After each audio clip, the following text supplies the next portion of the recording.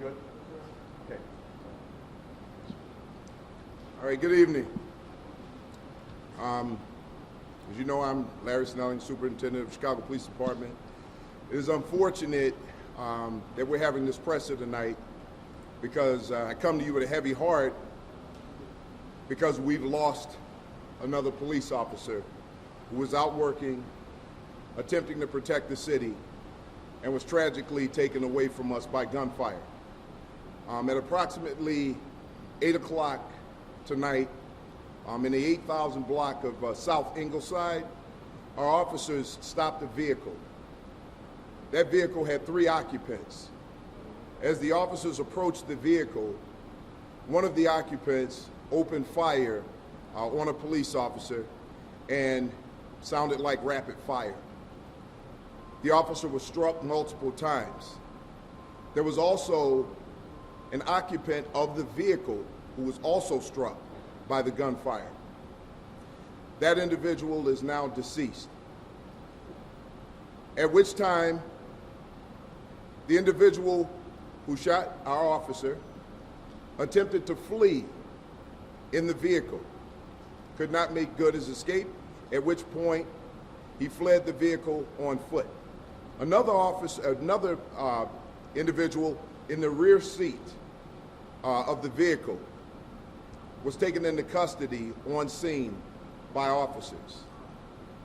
After a foot pursuit and a search of the shooting offender, the officers were able to take that individual into custody. Our deceased individual was found to be in possession of a handgun. There was also another weapon recovered from the scene that had an extended magazine semi-automatic weapon. At this time, our detectives are investigating it. Our investigatory response team is on the scene, getting the facts that I can't share with you right now because it's still under investigation. COPA has been notified. At this time, we know that there was one officer that discharged his weapon at the scene. Those officers' weapons are still being looked at right now. There's evidence to recover, and that's all the information that we have on it right now. Our officer who was struck was then driven to the hospital by our officers, where he was pronounced. The wounds were too great for this officer to recover. So what I do want to say is that our officers go out and they face this type of danger every single day. And this work is unpredictable. And we never know what's in store for our officers when they're out there trying to keep the public safe. And just remember, in a city where our officers are not safe, it's going to be hard for everyone else to be safe. That being said, our officers continue to go out there day in and day out and put their lives on the line to make sure that everyone standing here is safe. And we need to take notice of that because we cannot continue to go down this road. There is a family suffering right now. This officer was 26 years old, was just shy of 3 years on the job. December 27th would have been his 3rd year working as a Chicago police officer. He was a proud individual, very hardworking, and he gave his life for this city. And there's a family grieving. Please, please, keep the family in your thoughts and prayers because this is harder than anyone knows, having someone taken suddenly from you like that.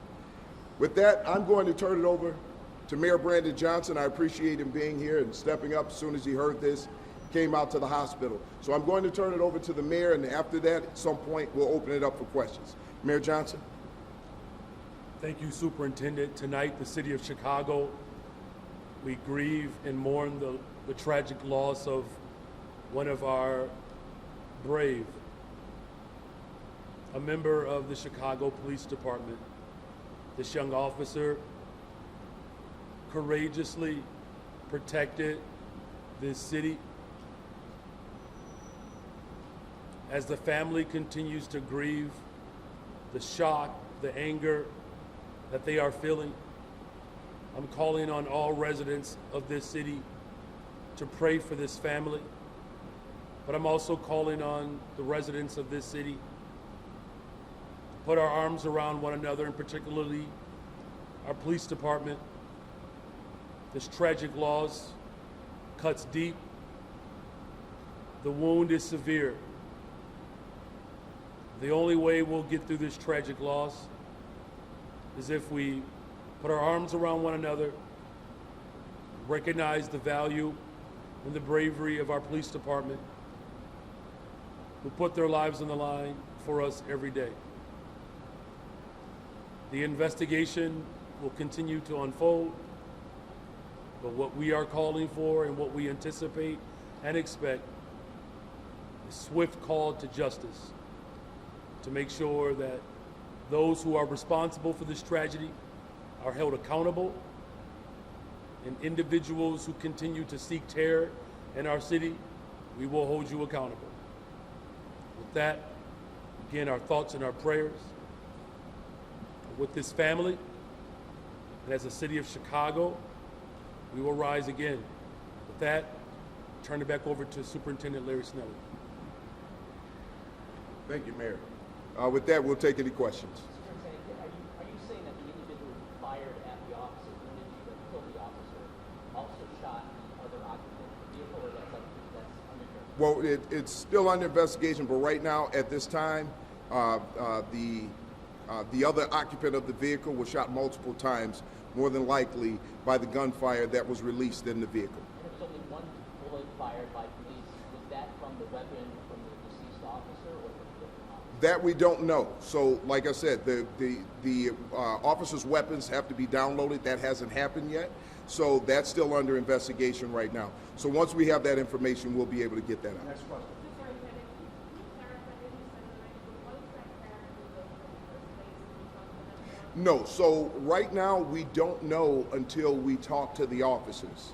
Until we get that information, until this investigation unfolds and we get statements from the officers, we can't say for certain what those officers saw in their investigation when they pulled that vehicle over. What district is the officer? I'm sorry. So what district is the officer? The 6th District. 6th District, Gresham. Did the shooter have any previous run-ins with CPD or any sort of record that you can speak on?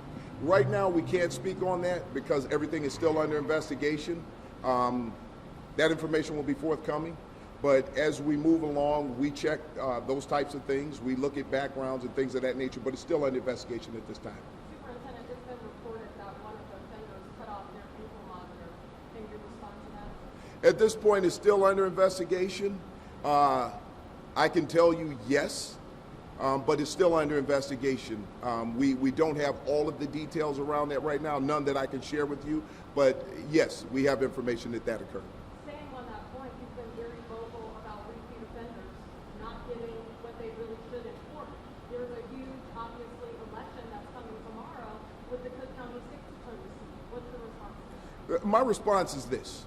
If we want to keep the city safe, when we know that we have repeat offenders, people who continue to offend, we have to stop them. We cannot allow people to continue to wreak havoc on this city, to victimize people with violent crimes, robberies, shootings, the trauma that they're causing for families and for individuals that they're attacking. They can never get that back. You may get better, you may learn to live with it, but that trauma stays inside of these people forever. And we have to do everything that we can to keep violent offenders off the street, especially those who are repeating these acts. If we don't do that, then we're failing our citizens. We're failing our children. We're failing their futures. We have to keep violent offenders off the street. Final question.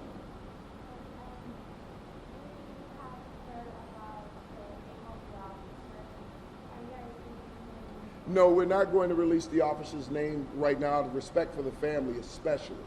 We want the family to figure out how to deal with this right now, and no one knows how a family should grieve. Come from different cultures, different backgrounds, and we want that family to grieve the best way that they possibly can to deal with this level of trauma that's been inflicted upon them by violent criminals who should not be on the street. You just think about that. If they commit this type of violent act against a police officer with that level of brazenness, what will they do to someone who can't defend themselves? So I just want to be clear right now, the Chicago Police Department is still dedicated to making sure that we keep this city safe, that we take care of our citizens, that we police in the best way possible to keep the city safe for your children, for the future of everyone who's standing out here right now. And we need to make that clear, because a lot of what we do as police officers gets lost in the chaos of those who want things to be chaotic. It gets lost in those messages of how bad we are as a police department. When no one is out there riding with these officers to see the great work that they're doing on a regular basis, I see it. The leadership behind me, they get to see it. We saw it on display this morning. Just this morning, we were giving officers awards for saving lives. And now we're mourning the loss of one of our great officers who's doing great work out there.